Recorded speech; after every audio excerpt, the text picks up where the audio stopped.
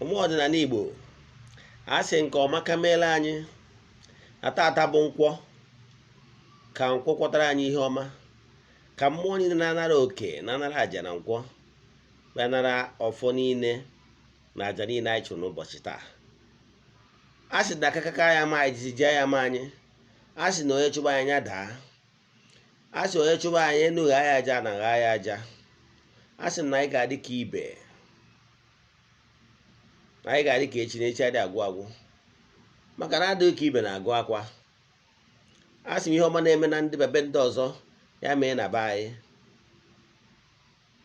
A sị m na ihe anyị ga-eri ya bịa, ihe eri ya bịakwa na a sị m na anyị ga-azụ ka afịa na anyị ama na ka afịa. Onye si anyị nwụọ onye a nwụọ ka anyị ji akwụ ya. Ihe ọma meela anyị ụtụtụ ehihie abalị ahịa na-anọ ụbọchị na-anọ. Anyị ga-adị ndụ ka nka ise. Aka m bụkwa onye nke gị Ugochi tubelu Oraifite Nwa Adama anyị na-akpụ alụ. Ihe m ji wee bịa n'ụbọchị taa ka nkọwa ọtụtụ ihe ụfọdụ ndị mmadụ na-ada abịa ajụ m na WhatsApp gbasalụ ụka Awele. Ihe m chọrọ ka nkọwa gbasalụ nke a bụ ihe ị kwesịrị ịma. Ihe ị kwesịrị ịma bụ nke mbụ bụ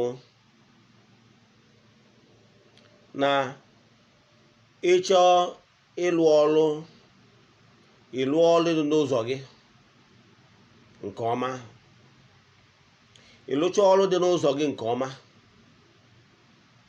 enwere m ike ịlụ mmadụ oke Awele ma ọ bụrụ na onye ahụ eburu ụzọ gbaa afa, anyị mara ihe dị n'ụzọ onye ahụ.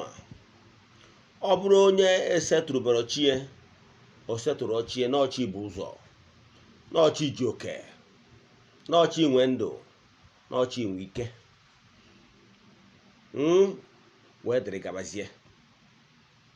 Chi mmadụ na mmadụ adịghị ama aka.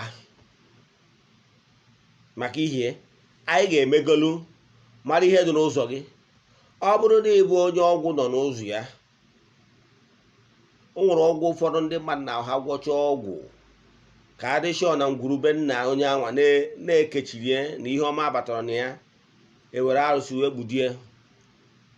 Ụfọdụ gwọrọ ọgwụ gwọsie ọgwụ ike, a ga-ebugoro ụzọ gbaa afa chọpụta ihe ndị a mebisia ha, emebicha ihe niile dị n'ụzọ onye anwa. Ọ bụrụ onye ndị mmiri na-agba ụgwọ, onye ahụ ejibeghị ego iji alụ ọrụ mmiri, atịsị obe niile ọma ngwa ndị mmiri na ya ekwe m na ya ga-alụ ha weta ego. Ọ bụrụ onye agwụ malụ, alizi o nwere ihe ndị be anyị na-akpọ ekwem agwụ, daiz ihe ọ pụtara bụ mmụọ n'ikwetago na-echinigo aka elu, n'ikwetago na ị ga-alụ ọrụ dị n'ụzọ gị. A ga-emecha ụfọdụ ihe kwesịrị na a ga-emenụ.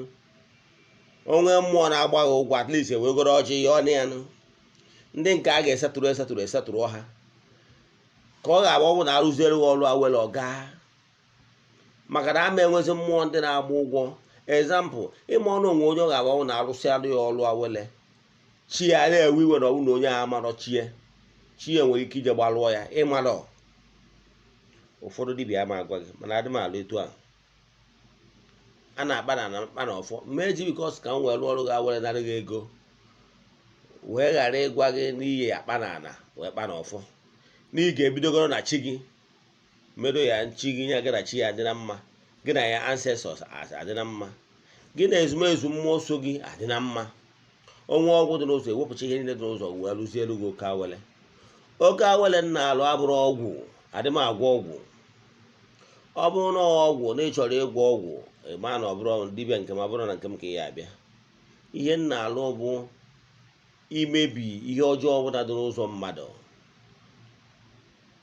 ịchụ àjà dị iche iche, ihu ọma. Mana ọ bụrụ ka nje gwọwa ọgwụ, adị m agwọ ọgwụ, adị m alụ oke ite, maka na oke ite bụ ọgwụ ego, adị m alụ ya.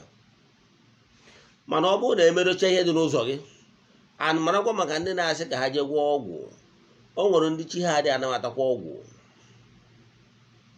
So adị m ekwu okwu ọgwụ, adị m agwọ ọgwụ.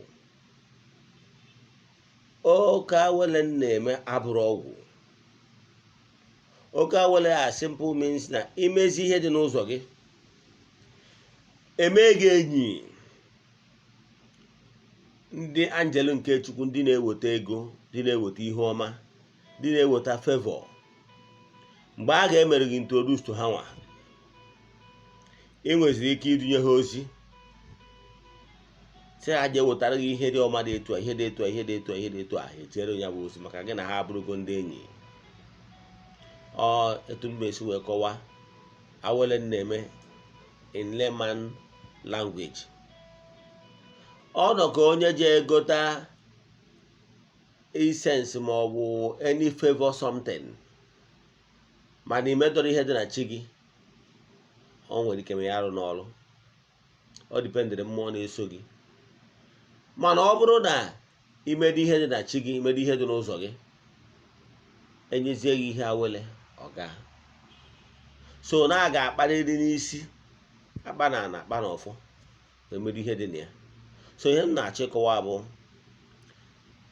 oke Awele na-eme bụ, ana m eme Awele dị iche iche. Enwere ọdịnarị Awele nke anyị na-eme ọdịna ncha, ụfọdụ adị na liquid, mmadụ ga na-atụnye na mmiri wee na-asa ahụ.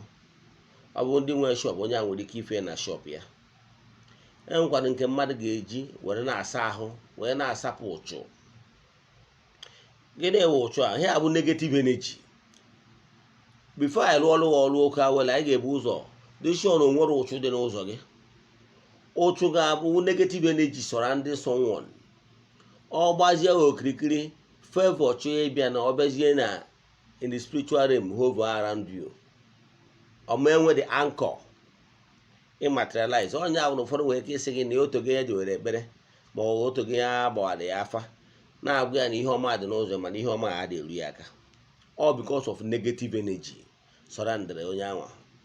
So anyị na-ebu ụzọ, ọ bụrụ onye alụ dị n'ụzọ, ebu ụzọ kpụọ ya alụ. Ọ bụrụ onye ụchụ dị n'ụzọ, ebu ụzọ rụọ ọrụ ya ọrụ ụchụ, ka ụchụ na ka ọ ya abụzie rụọ ọrụ ya ọrụ Awele, favor na-abịa. So o nwere ndị bụ nke alụ na ncha, nwee nke bụ nke dị na mmiri, mmadụ nwere ike ife na shop ma ọ tinye na mmiri o ji asa ahụ. Nwekwazie ndị nke anyị produce na powder. Alụsiri nke anyị ka ndị ọ na-alụ ezigbo ọrụ, maka na ọ mgbọrọgwụ enwetara n'ala Igbo a, na ahịfịa na flawa enwetara n'ala Igbo a ka eji wee lụọ ya. Ndị ọ bụrụ ọgwụ, ọ natural ingredients na-abụ ụmụ entities of powers ndị na-eweta ego n'isi ya na-abịa. Example, o nwere some flower ụfọdụ na ha bido kpọwa ifuru flower, metawa flower, ịfụ na ihe dịka butterfly and other essence ga na-abịa because of that smell si na ya pụta. Etu ahụ ka ọ dị na ụdị Awele na-alụ, because all flowers, leaves, herbs and other natural ingredients na-awa eme isi kọọ ya ọnụ, nụọ ya anụọ. That is ihe a na-akpọ ịnụ ihe anọ bụ eche nwere na local pot anyị na-etinye. Mgbe ị nụgidere ya n'ọkụ, ọ powderize, ihe niile anyị isi na ya powderize dịzie ka powder. Ọnya ka ọ ya bụ iwere etinye n'aka, emesizie with powder, ka a na-emesi with powder. Iwete tinyezie n'aka, the smell na-apụta na ya, entities of powers ndị na-eje ozi na-eweta ihu ọma. Ha nụ ha n'isi, they will start coming. Wee sizie ha ngwa ha jebe. Na onye dị etu a kwere gị nkwa, na onye dị etu a kwere gị nkwa, ma ọ bụ na ị na-atụ anya ihe dị etu a n'aka onye dị etu a, ha je eme ka onye a mezuo onye bụ nkwa o kwere gị. Imechaa ya fụpịa n'ikuku. Ihe eji afụpịa n'ikuku bụ na ya lụ onye bụ ncha ka ọ na-aga all over the world, maka na entities of powers of the air na-arụ ọrụ n'ikuku. Anyị ka ọzọ tụrụ ha ọlụ ha ahụ ibu ya na wee jee all over the world. Onye ahụ ị na-atụ anya ihe ọma n'aka ya nwere ike ọnọgide etu a, mgbe o kutere ya ihe ise ndere, ịgbara afịa wee se ndị ya, o kutezie ya n'ume, n'ụkwanụ nkwa ya kwere Chijioke, ka kpọzie osi Chijioke nwoke ise dị aka nọmba. Ihe m na-achịkọwara gị bụ all natural, onwere sacrifice ị na-emeri. Ndị ụka na-eyuzie, ndị ọgọ mmụọ na-eyuzie, ndị nwekwuru churches na-achọ ka a dụrọ members na-eyuzie, maka na ọ dị favor na ihe ọma ka ọ na-eweta. Mana ọ bụrụ ọgwụ, ọ bụrụ ihe ị ga na-emerụ sacrifice, na-egburu ya anụ ma ọ bụ na-egburu ya ihe, mba. ihe m nwa na onwe m ji do against Okite wụ na ọgwụ agwọrọ agwọ and ọgwụ na-ebu ebu. Ọgwụ agwọrọ taa ị na-egburi ya nkịta nnukwu ọgwụ. Ịghọtara ya? Ọgwụ ọbụla agwọrọ gwọchaa ya na-egburi ya nkịta nwere ike iri mmadụ, maka na ọ bụrụ ụbọchị a gwọrọ ọgwụ ka ọ na-ebu. Mgbe ị na-agwụgwọrọ ọgwụ na-egburi ya anụ, ọ na-ebu o nwere ebe ọ ga-ebuzi ojirizie aka ya chụwazie nri nke chụwazie ihe nke nyanwa. Ọ bụ jeri nyepụrụ o jiri aka ya wee were ihe ọ chọrọ. Abụ m onye mgbasa ozi ọdịnala Igbo. Ọrụ m wee gwa ndị mmadụ ka bụ eziokwu. Bụrụkwa nnukwu onye nchụaja na Ugochi tubelu ọdịnala temple. Anyị na-agbakwa afa, gbaa afa miri emi. Anyị na-agba afa, enwere ụzọ afa dị iche iche. Okwu nwere ụbọchị mgbe wee kwuo na enwere ụzọ afa ịsa anyị nwere. So anyị na-agba afa miri emi, gbacha agba afa alụsị, maka na ọ bụ ọdịbe na-agba afa alụsị. So ịchọ ka anyị gbara gị afa miri emi, sendịelụ m meseji ma ọ na o nwere ihe na-agbagwoju anyị n'ọdịnala Igbo ma ọ bụ ihe chọrọ ka arụ ọrụ gị. Sendịelụ m meseji na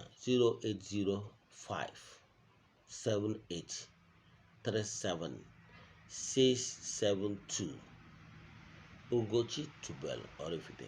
Ị ga-eji nweta okwu na Facebook ma ọ bụ sendịelụ m meseji na WhatsApp ka anyị jere gị aka. Ya gaziere gị. Daalụ m.